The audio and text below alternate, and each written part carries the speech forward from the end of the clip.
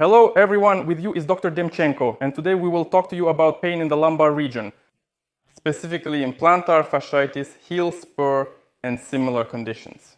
What it is and what to do with it at home. Let's go.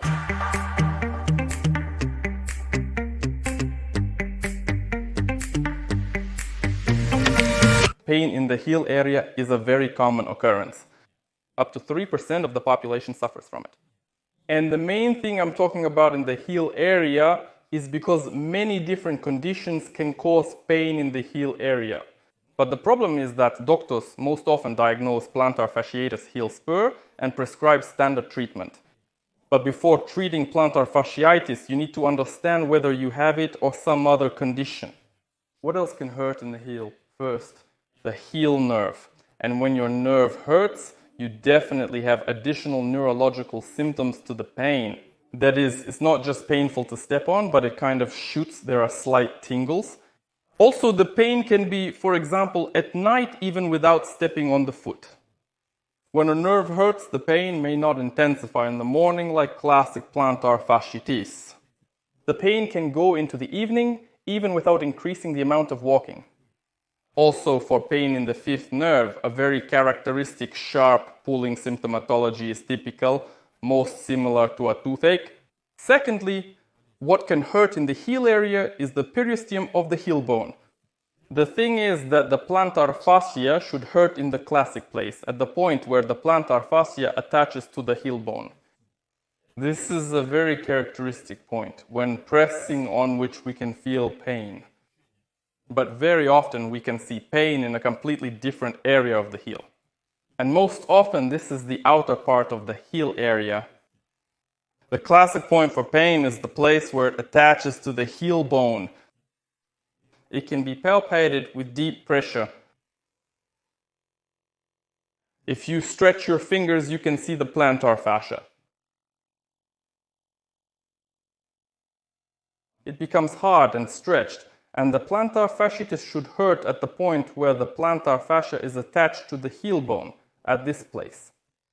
If you feel pain on the outside of your foot here in the heel area, on the inside edge of the heel, the outside edge of the heel, or in the center, it will not be plantar fasciitis. Very often the pain in it arises not because of the overload of the plantar fascia, but because of the incorrect position of the heel bone or gait disturbance when we press too hard into this area and just tap the metatarsal. The third reason, not related to plantar fasciitis, could be a block or dysfunction of the calcaneocuboid joint. This is a joint between the cuboid bone and the heel.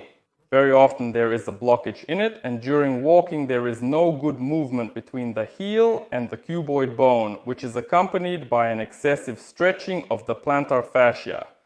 To distinguish true plantar fasciitis from a blockage of the cuboid heel joint, it is enough to see when the pain occurs. If the pain in classic plantar fasciitis occurs at the moment of heel touch and weight transfer, then with pain from the cuboid heel joint, the pain occurs at the moment of weight transfer and push-off. That is, when we have already stepped, transferred, and are pushing upwards. At this moment, the cuboid heel joint should work, but it doesn't. The plantar fascia is strongly stretched and pain occurs. Therefore, if when we step, it is most likely pain from the plantar fascia or from the metatarsal, when we push off, it is definitely a problem of the cuboid heel joint. And there are many patients who have been treating plantar fasciitis for years. They come to me, and the treatment takes only a few minutes to unlock the cuboid heel joint.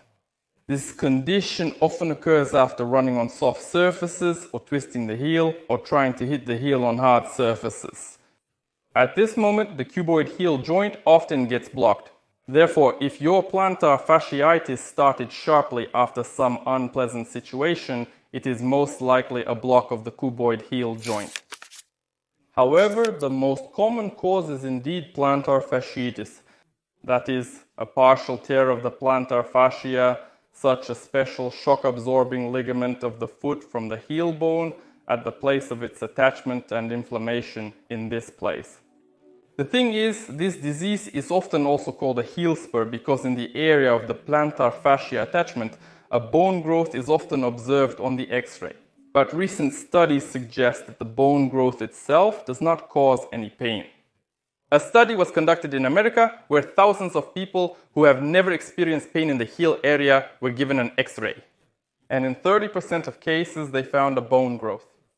They also conducted an X-ray of the heel bone of thousands of people who experienced pain in the heel.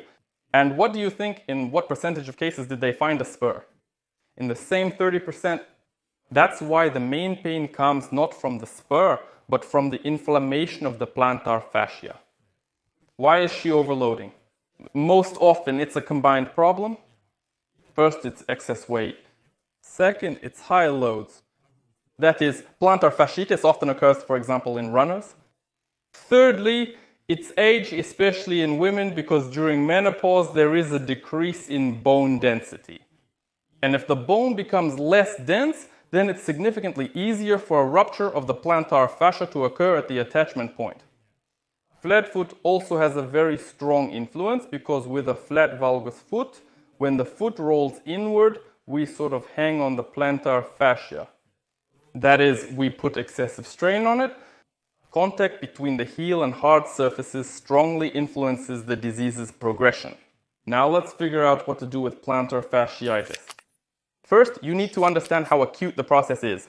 If your condition is very acute and it really hurts to step in the morning or after you've sat on your heel area for a bit, the pain is sharp, the heel is slightly hot, then it's best to use a compress from our video. After a few days of using the anti-inflammatory compress, the pain should subside and mainly occur in the morning and after significant strain. At this point, we can move on to physical exercises. Also, a few good tips need to be followed. First, buy soft slippers and avoid walking around the house barefoot. It's very important to avoid contact with hard surfaces, especially in the morning or at night if you're getting out of bed. Also, a good addition would be a night splint. It's a special device that helps to keep the foot in dorsiflexion at night. That is, in a state where the plantar fascia is slightly stretched and the calf muscle is slightly stretched. Because the calf and the condyloid muscles have a huge impact on the development and course of plantar fasciitis. Also, soft orthopedic insoles can be a very good helper. You must either make individual soft orthopedic insoles or buy soft gel orthopedic insoles that provide relief in the metatarsal area. Also, soft gel heel pads can help in the heel area. The only thing, use them necessarily on both sides so there is no artificial difference in leg length and as a result, pelvic tilt. For treating plantar fasciitis with exercises, first and foremost, it is necessary to stretch the plantar fascia and the calf and hamstring muscles. The first exercise is a massage of the plantar fascia with a big toe stretch. Grab your toes with your other hand and pull in such a way that you can see how the plantar fascia stretches. Next, we move from the point of pain to the other toes with the big toe, slowly but forcefully stretching the plantar fascia. This is a fairly painful procedure, so do it slowly and calmly.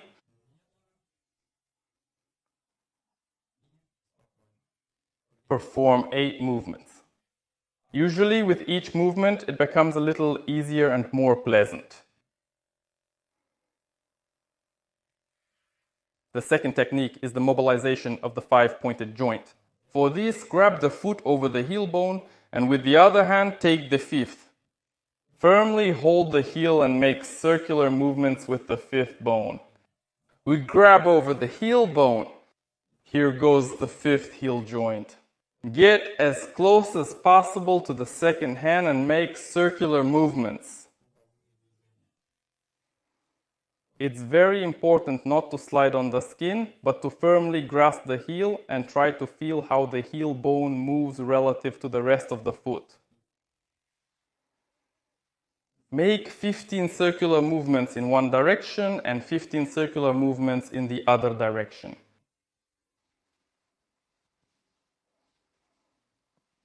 Try to work from the shoulder, not the wrist, because the wrist can get tired very quickly. The third exercise is stretching the plantar fascia. Sit on your fingers in such a way that they bend and put your heels together. then keeping your heels together, try to sit on them with your buttocks. If you did everything correctly, you should feel a sufficiently intense sensation of stretching the plantar fascia. Usually the stretch sharply decreases if the heels spread slightly to the sides. Therefore, try to keep them together. Stay in this position for 1 minute. The next exercise is a stretch of the hip and hamstring muscles. The thing is, the calf muscle is two-headed, it goes through the ankle and knee, so in order to stretch it, the knee joint must necessarily be straightened and the ankle brought into a state of full flexion. For this, take a cube, put your foot on it, and with a straight knee, bring the straight body forward until you feel a good stretch in the calf muscle area.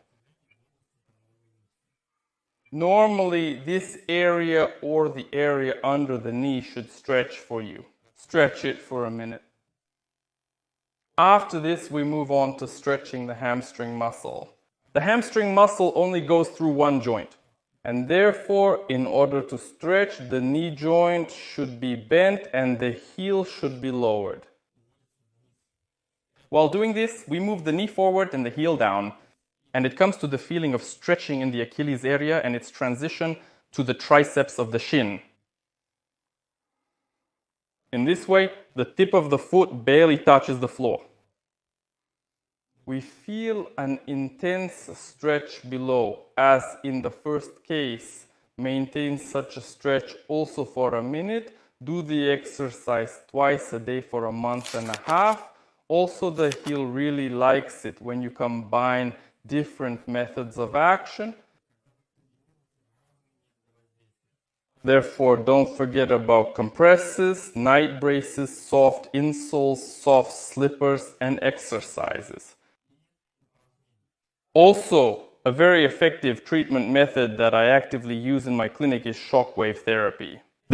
It's a special device that generates a shock sound wave, which when working through the affected area, sharply enhances exchange processes, turns the chronic inflammatory process into an acute form and quickly cures it. Sometimes there is a slight exacerbation with this method, but with a very good and quick progress. Usually, only 5 procedures are enough to significantly improve the condition with plantar fasciitis. These procedures are done once a week and complement very well the exercises and methods that I have listed earlier. Lastly, what I would like to warn you about is never to inject hormones into the heel area. The thing is, they quickly relieve pain, but within 3 months there are often severe relapses because corticosteroid hormones cause local osteoporosis at the site of plantar fascia attachment, and it tears even faster, but in no way does it cure this disease. I hope these tips will help you, and the pain in the heel area will leave you, and a good mood will come. Watch our next releases. Give likes. Everyone,